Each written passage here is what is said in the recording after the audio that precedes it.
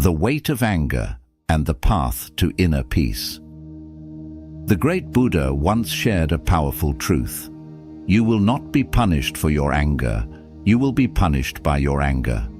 This simple yet profound statement reminds us that anger does not just harm those around us, it also weighs heavily on our own hearts and minds. Holding on to anger is like carrying a burning coal with the intention of throwing it at someone else. In the end, it is our own hands that get burned. But how do we cultivate inner tranquility when life throws challenges our way? How do we free ourselves from the emotional chains of anger, resentment, and negativity? The wisdom of Buddhism provides timeless lessons that can guide us toward peace. These teachings encourage us to act as if nothing bothers us, not in a way that suppresses our emotions, but in a way that allows us to rise above them. Join us as we explore 7 profound principles that can help us master the art of detachment, inner serenity, and emotional balance. Principle 1. Listen twice as much as you speak. In a world where everyone is eager to be heard, there is immense power in listening. True listening is more than just hearing words. It is about understanding the heart behind them. The Buddha once said, "To understand everything is to forgive everything." This quote reveals a deep connection between understanding and compassion. The more we listen, the more we connect with the emotions, thoughts, and experiences of others. By choosing to listen rather than react impulsively, we cultivate patience, empathy, and wisdom. Many people listen only to respond, not to understand. But when we shift our focus toward truly hearing what others are saying, something remarkable happens. We become more aware of the emotions behind the words. We strengthen our relationships and deepen our connections. We learn to control our own reactions rather than being controlled by emotions. Listening doesn't mean we have to agree with everything we hear. It simply means we are open to learning about different perspectives, learning about the struggles of others, and most importantly, learning about ourselves. This principle extends beyond personal conversations. It applies to listening to the silence, listening to nature, and listening to our own inner voice. Sometimes, the most profound wisdom comes not from words, but from quiet reflection. So, why should we listen more than we speak? Because when we listen, we grow. When we listen, we gain clarity. When we listen, we strengthen the bonds that connect us to others. In the words of Epictetus, we have 2 ears and 1 mouth so that we can listen twice as much as we speak. By mastering this principle, we unlock greater peace, wisdom, and understanding, not just of others, but of ourselves. Principle 2. Don't let the comments and attitudes of others control your life. Imagine walking through a beautiful forest. The trees sway gently in the breeze, the sunlight filters through the leaves, and the path ahead is uniquely yours. Now, along the way, you encounter different signposts. Some encourage you to move forward, while others tell you to turn back. These signposts represent the opinions and judgments of others. The Buddha once said, "Do not dwell in the past, do not dream of the future, concentrate the mind on the present moment." This wisdom teaches us a crucial lesson. Your life is your journey.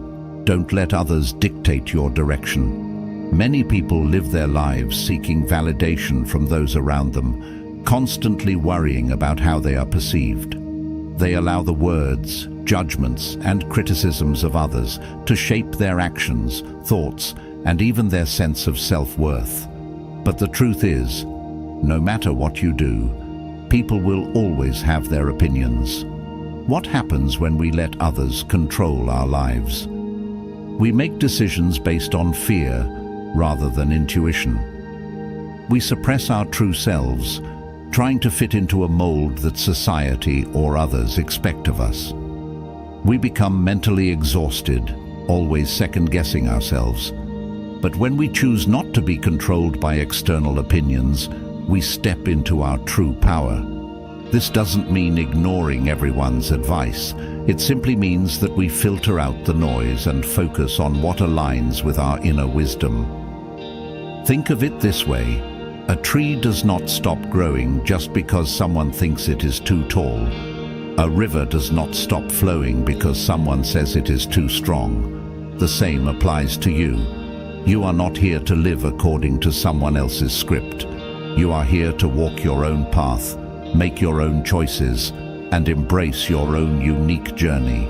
How can we stop letting others control us? 1. Develop self-awareness. Ask yourself, am I making this decision because it truly feels right, or because I'm afraid of what others will think? 2. Practice emotional detachment. Not every opinion requires a reaction. Learn to hear criticism without taking it personally. 3. Stay rooted in your values.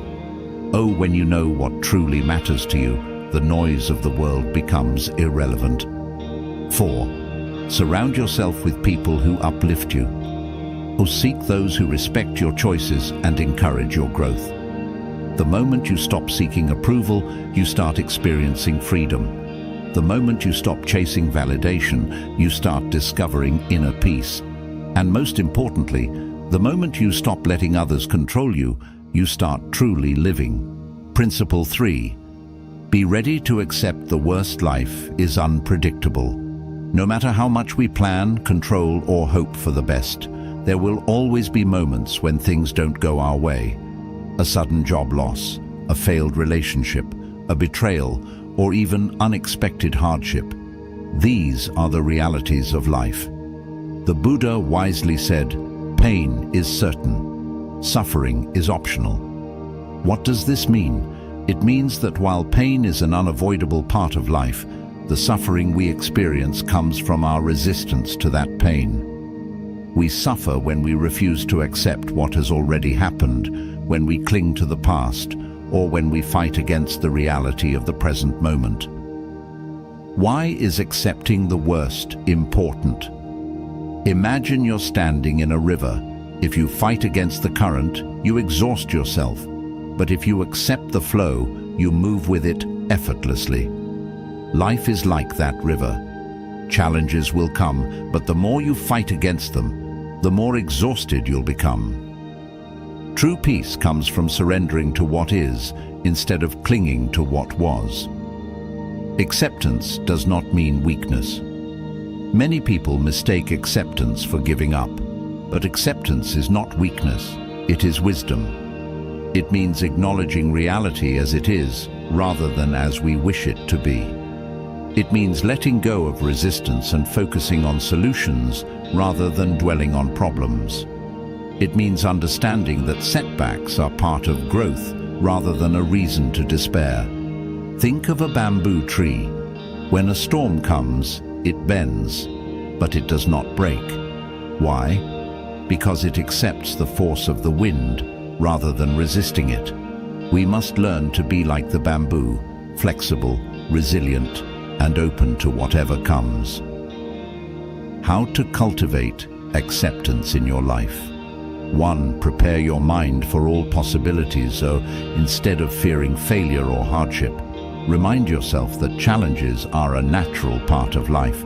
Accepting this reality makes setbacks less shocking and more manageable. 2. Detach from specific outcomes. We suffer when we expect life to unfold exactly as we planned. Let go of rigid expectations and be open to alternative possibilities. 3. See challenges as opportunities, so instead of asking, "Why is this happening to me?" ask, "What can I learn from this?" Every difficulty carries a lesson. 4. Develop inner resilience. Just like a warrior trains for battle, train your mind to face hardships with strength. Meditation, mindfulness, and gratitude can help build mental resilience. A powerful perspective shift. Instead of fearing the worst, embrace the idea that no matter what happens, you will handle it. Because in the end, It's not what happens to us that determines our happiness. It's how we respond to what happens. When you accept the worst, you become fearless. When you stop resisting reality, you become free. And when you let go of suffering, you find peace. Principle 4. Don't be afraid of failing. It's the only way to progress. Failure is one of the biggest fears that hold people back. We often associate failure with shame, weakness, or inadequacy. But in reality, failure is not the opposite of success. It is the path to success. The Buddha once said, "Each morning we are born again. What we do today is what matters most." This wisdom reminds us that no matter how many times we fail, we always have a fresh start. Every day is a new opportunity to learn, grow, and improve. Why failure is necessary for growth. Imagine a child learning to walk. The first few steps are clumsy and they often fall. But do they stop trying? Number. They get back up again and again until walking becomes second nature. Life is the same way. Every failure is a step toward mastery. Great inventors, successful leaders, and wise thinkers all have something in common. They failed many times before they succeeded. Thomas Edison, the inventor of the light bulb, famously said, "I have not failed. I've just found 10,000 ways that won't work." Each mistake, each misstep, and each failed attempt is actually progress in disguise. Failure is a teacher, not an enemy. Failure teaches us valuable lessons that success never could. It builds resilience, the ability to keep going despite difficulties. It forces self-reflection, making us look at what went wrong and how we can improve. It humbles us, reminding us that we are always learning, always growing. How to overcome the fear of failure. 1. Change your perspective on failure. Or instead of seeing failure as something bad, see it as a learning experience. Every mistake carries a lesson that will help you do better next time. 2. Take action. Despite fear, don't let fear stop you from trying. Fear exists only in the mind. When you take action, you prove to yourself that failure is not the end. It's a stepping stone. 3. Detach your self-worth from outcomes. You are not defined by your successes or failures. Your value comes from your character, effort, and willingness to grow. 4. Celebrate your failures. Each failure means you are pushing yourself beyond your comfort zone. Celebrate your progress rather than fearing mistakes. A new way to view life. Think of life as a great artist sculpting a masterpiece. Each mistake is a necessary part of the process, shaping us into something better and more refined. If you never fail, you are not growing. If you never make mistakes, you are not trying hard enough. And if you never take risks, you will never discover your full potential. So, embrace failure, learn from it, and keep moving forward. Because in the end, success is simply failure that refused to give up. Principle 5. Keep it simple, finding clarity and peace in simplicity. In the modern world, we are often caught in the trap of overcomplication. We chase too many things at once: success, wealth, recognition, believing that more will bring happiness. But often the opposite is true. True peace is found in simplicity. The Buddha once said, "The way is not in the sky, the way is in the heart." This profound wisdom teaches us that fulfillment does not come from external achievements or material possessions, but from inner clarity and a life aligned with what truly matters. Why simplicity brings peace. Imagine your mind as a cluttered room. It is filled with unnecessary distractions, expectations, and worries. The more cluttered the space, the harder it is to move freely. Now, picture cleaning that room, removing things that don't serve you, creating open space, and keeping only what truly brings value. This is what simplicity does for your life. When we remove unnecessary complexity, we gain. More time for the things that truly matter. Less stress from unnecessary burdens. More mental clarity to make wise decisions. A deeper connection to the present moment. What it means to keep life simple. 1. Prioritize what truly matters instead of chasing every opportunity. Focus on what brings real value to your life. Relationships, personal growth, and peace of mind. 2. Let go of excess. This applies not just to physical possessions, but also to mental clutter, overthinking, worrying about the past, or obsessing over things beyond your control. 3. Enjoy the small joys of life. A quiet morning, a meaningful conversation, the sound of birds singing. Happiness is found in the simplest of things when we slow down and pay attention. Say no to unnecessary commitments. We often overextend ourselves, believing we must say yes to everything. But simplicity means recognizing that your time and energy are precious and choosing carefully how you spend them. The beauty of a simple life. Think of nature. The sun rises and sets. The rivers flow effortlessly. Trees grow without hurry. There is harmony in simplicity. By simplifying your life, you align with the natural flow of existence, free from unnecessary stress and distractions. Remember, the richest life is not the one filled with things, but the one filled with peace, clarity, and meaning. So ask yourself, what unnecessary burdens am I carrying? What distractions can I let go of? How can I simplify my life today? When you embrace simplicity, you make space for true joy and inner peace. Principle 6. Practice humility in your life. Humility is one of the most underrated yet powerful qualities that leads to wisdom and inner peace. In today's world, where self-promotion and competition are encouraged, we often forget the profound strength that lies in being humble. The Buddha once said, "A man is not called wise because he talks and talks again, but if he is peaceful, loving, and fearless, then he is in truth called wise." This statement reminds us that wisdom is not about speaking the loudest or seeking recognition. It is about embodying qualities like peace, love, and fearlessness in our daily lives. Why humility matters. Many people mistake humility for weakness or a lack of confidence, but in reality, it is a sign of true inner strength. A humble person does not seek validation from others. They do not boast about their knowledge or achievements. They recognize that learning is a lifelong process and remain open to new perspectives. Humility allows us to grow.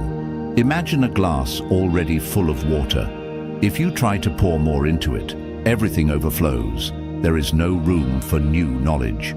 But if the glass is half full, it can still receive more. This is the essence of humility. It creates space for growth, learning, and self-improvement. How to cultivate humility. 1. Listen more, speak less. Instead of trying to prove yourself, focus on understanding others. Truly listen to their perspectives and experiences without judgment. 2. Acknowledge that you don't know everything. No matter how much wisdom we gain, there is always more to learn. The wisest people in history are those who remained students throughout life. 3. Accept your mistakes with grace. A humble person does not fear being wrong. They accept their mistakes, learn from them, and move forward with a better understanding. 4. Recognize the value of every person. Humility allows us to see the beauty in every individual, regardless of their background or status. Everyone has something valuable to teach us. The power of humility in daily life. Think of the tallest trees in a forest. They bend with the wind. If they were rigid and refused to move, they would eventually break. Similarly, when we let go of pride and ego, we become more adaptable and resilient. Humility brings peace, wisdom, and deeper connections with those around us. It allows us to approach life with curiosity instead of arrogance, strengthen relationships by valuing others' contributions, stay calm and balanced even when challenged. Reflect on this. When was the last time I truly listened without trying to respond? Do I accept that I still have much to learn in life? How can I practice humility in my daily interactions? By embracing humility, we move closer to inner peace and true wisdom, not by speaking loudly, but by living in a way that inspires others. Principle 7. Be aware of the dangers of fortune. In a world that constantly pushes us to chase wealth, status, and possessions, it is easy to believe that success is measured by how much we own. However, Buddhism teaches us that true wealth is not found in material things, but in inner peace, contentment, and meaningful relationships. The Buddha once said, "Health is the greatest gift, contentment the greatest wealth, faithfulness the best relationship." These words remind us that the things we often take for granted, our health, peace of mind, and loyal connections with others, are far more valuable than any riches we could accumulate. The illusion of wealth and success.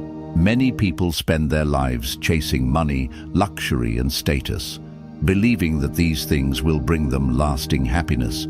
Yet, how often do we see wealthy individuals who are still dissatisfied, anxious, or lonely? Material possessions can be lost. A luxurious home, a fancy car, or expensive clothing may bring temporary joy, but they do not guarantee peace of mind. Success can lead to attachment.